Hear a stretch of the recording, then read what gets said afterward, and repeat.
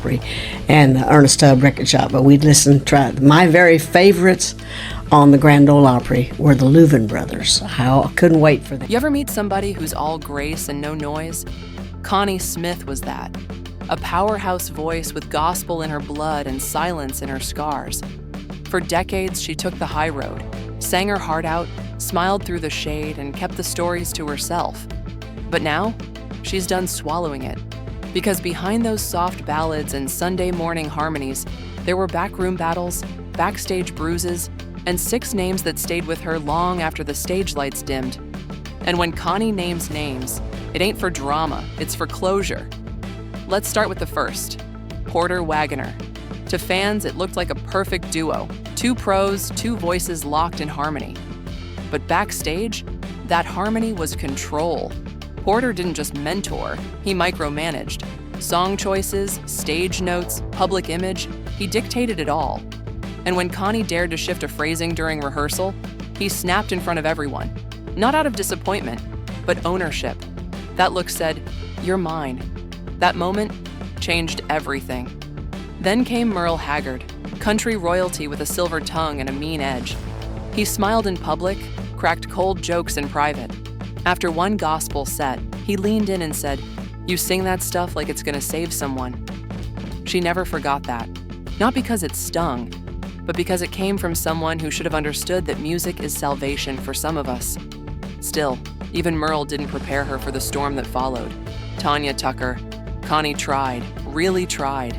Saw the wildfire, the talent, the pain, covered for her, spoke up for her, gave grace when Tanya didn't even ask for it. But grace wears thin. Missed shows, drunken interviews, and one night, a televised special celebrating women in country. Tanya showed up late, drunk and messy. Connie still walked on stage, held it down, did her part. But behind the curtain, Tanya leaned in and slurred, "You don't belong here with your goody two-shoes act." That wasn't just disrespect. That was a gut punch to everything Connie had built. Still, she held her head high and walked away, quiet but no longer blind. Then came a name she never thought she'd lose faith in, Waylon Jennings. They had respect, admiration, the kind built from years of sharing stages, not gossip. But when Connie turned down a song he wrote, called it degrading, he didn't take it well. He exploded, called her self-righteous, said she thought she was better than all of us.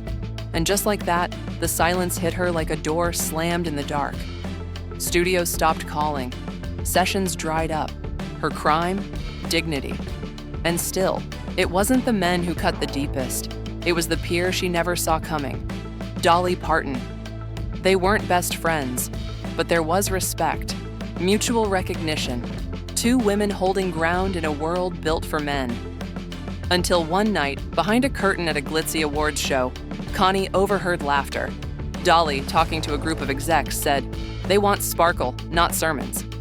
She wasn't naming names, but she didn't have to. Connie felt it like ice water, because that's what she'd been hearing her whole career. Too sweet, too clean, too soft to sell. She smiled through the rest of that night, even hugged Dolly when their paths crossed. But something broke. Because when even the women turn their back on what made you different, the silence hits different. Still, none of those wounds cut like the one closest to home. Marty Stuart, her husband, her partner, her equal, at least in theory. But love isn't always a shelter, and in private, Marty started chipping at her legacy. Asked her to freshen up, go more commercial, drop the gospel roots. Said she should stick to hymns. That's all people expect from you. She brushed it off at first, but then came the dinner. Industry folks, big names. Marty introduced her like a punchline. The legend who refuses to evolve. They laughed. Connie did too. But inside, she was crumbling. That night didn't end in a fight. It ended in a shift, in distance, and in silence. The kind that doesn't yell, doesn't slam doors. It just lingers until love feels more like a memory than a home. Connie Smith never wanted revenge, never played the fame game, never threw shots in a song. She just wanted to sing the truth. But now she's singing it louder, not with bitterness, but with backbone.